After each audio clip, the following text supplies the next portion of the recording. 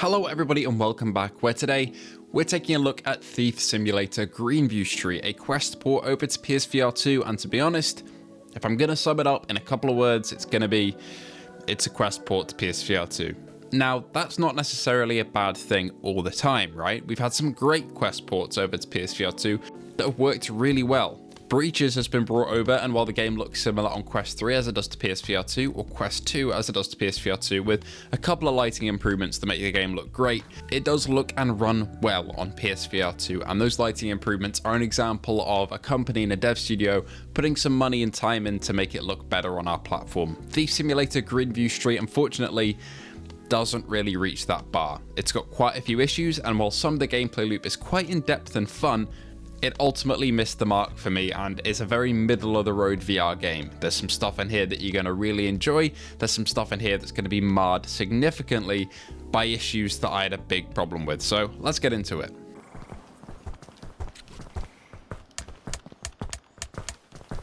Hello, good sir. We're going to start with what we always start with, the visual presentation. Now, Thief Simulator doesn't look amazing. Fidelity wise, it is completely fine. I think actually visually, in terms of clarity and medium to far away objects, it's kind of middle of the road, if not a little bit higher than average. But unfortunately, what you're actually seeing through the textures are not great whatsoever. It's a Quest port. It looks exactly how it looks on the screen right now. The textures aren't great, but there is a reason for that, I think. One, because it's quite a low budget game, and two, because the game is, well, open world of sorts. Now, the open world isn't very big, but you can actually travel around the Greenview Street, and you have a couple of houses that you can enter, and you can kind of freely explore this if you want to, but we'll get a bit more into that into gameplay. The other side of visual clarity to a VR game is how does it run, and unfortunately, this is our first big issue. Thief Simulator runs, well, not good, really not good. Usually a game on PSVR2 sits on one of two avenues. You have reprojected, so the game is running at 60 Hz, but essentially being ghosted up to 120. So when you're not smooth turning, you're not really going to notice it in the game, and the game runs at a smooth frame rate. But when you do smooth turn, you see that ghosting, and that can make some people motion sick. The other half of the games that we get are usually unreprojected 90 or 120. Now 120 is the target because that is the smoothest that we can possibly get on PSVR2. No reprojection, no ghosting, the game feels real and smooth. 90 is close to that, but not quite as smooth feeling. But to the naked eye, for an average consumer, they're not going to really notice consciously the difference between them most of the time, unless you're really looking for it. Greenview Street is the first PSVR2 game where I can say it fits none of these. I think it's targeting a native unreprojected frame rate, but it doesn't reach it most of the time, leading to the game having probably the most stutters I've ever run into on PSVR2. Oh yeah, this frame rate is a little crunchy. Hang on, have I got a kill a policeman? What could be otherwise fun gameplay is marred by the fact that when you go into the open world, yeah, the game just kind of runs like shit, for lack of a better word. They are working on it, I can confirm that. If the game looks appealing to you otherwise, and you're waiting for a patch that is coming, but yeah, at the moment, it is quite horrendously bad in terms of frame rate, and that's not all the time. In certain areas the game runs pretty well, but I think it's just the amount of physics objects on screen and the size of the location that you're in, and some not great optimization that makes the game not run well. But anyway, enough with the visuals. What does the gameplay actually hold? You'll get into Thief Simulator through the tutorial, with menus that feel a little clunky to get through, to be honest, but once you're in, the gameplay is fairly intuitive. It teaches you how to break into houses, use the flashlight, attach the flashlight to your head, traipse around, avoid other human beings from seeing you, the inventory system, which is just like Saints and Sinners.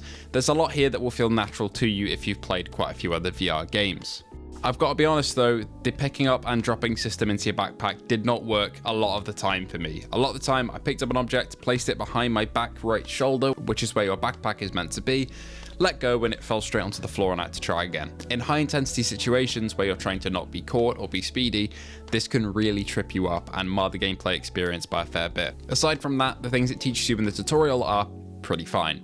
Climbing through windows feels alright, but lifting up the window can be a bit finicky at points. Smashing items like windows and fences feels good, and the physics on display here is actually pretty cool. But from here, you're taught the rest of the skill set that you need to have. Lockpicking, further breaking and entering, and also driving a car around to get to different locations, which is actually quite cool. I didn't expect that to be a full-fledged mechanic here, but you actually have to drive to the locations you want to get to. You select Greenview Street or the other locations that you want to drop off on, and once you go through the loading screen, you arrive in Greenview Street and you're free to drive around and find the house that you want to enter and steal from, basically. Oh, I've just killed a man. Nobody saw that. The driving isn't great by any means, we're not talking Gran Turismo level stuff, but it's nice that that mechanic is included here for a bit of variety and immersion that you're actually getting yourself around and you can pick whatever house you want to raid.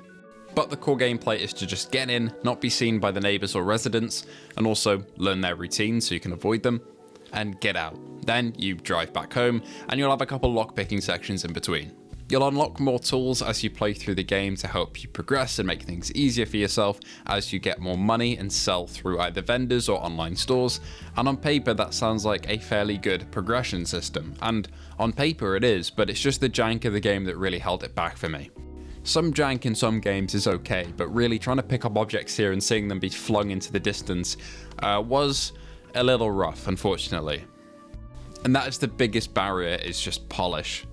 I think I heard when the game launched in 2022, if I believe on Quest, that it had a lot of the same issues, and it seems like some of them have been patched, but overall, the baked-in mechanics here I think would require a lot of work to fix and a lot of funding to fix that I just don't think is available for it, unfortunately. And this port just isn't quite it in terms of what I imagined a breaking and entering simulator would be like in VR, essentially. I was thinking a bit more Hitman VR, but we've ended up with just janky smashing windows and taking items VR. Don't get me wrong, I did have fun in certain sections here, but it's just that barrier of jank that stopped it from becoming an immersive and consistently fun experience. If you're really dying for a Thief Simulator VR game and there's nothing else for an alternative for you, maybe consider picking it up, but at the moment, the frame rate is just quite motion sick inducing, and that's coming from somebody who doesn't get motion sick. I can blast down the Nürburgring at 150 miles an hour in an open wheel in Gran Turismo 7 for 20 minutes straight and feel completely fine afterwards, but this game did have me having to take the headset off, and ultimately, I could only play about an hour and a half of it before I had to kind of stop for good. But once that gets patched up, if you can bear the graphics and some jank, it might be fairly fun because there is a lot of content here to explore in terms of upgrades and places to go. Overall, I'm very mixed on Thief Simulator VR. I'd never want to just completely rag on games and just say everything's bad, because despite what some hyperbolic people might say, I don't believe that any game is completely bad at all. There are always redeeming factors somewhere to be found, and that's the case here.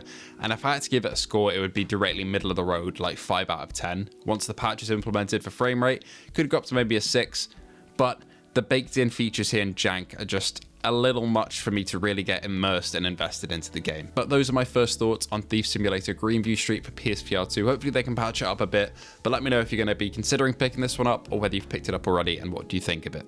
Thank you all for watching. Thank you to our patrons and our YouTube member. I have to give a big apology to, because YouTube did not inform me that one of you guys subbed as a member, which is just thank you so much. It's the same as the patron in terms of pledge and tier, which means if you join membership or patron, you'll get a shout out every video.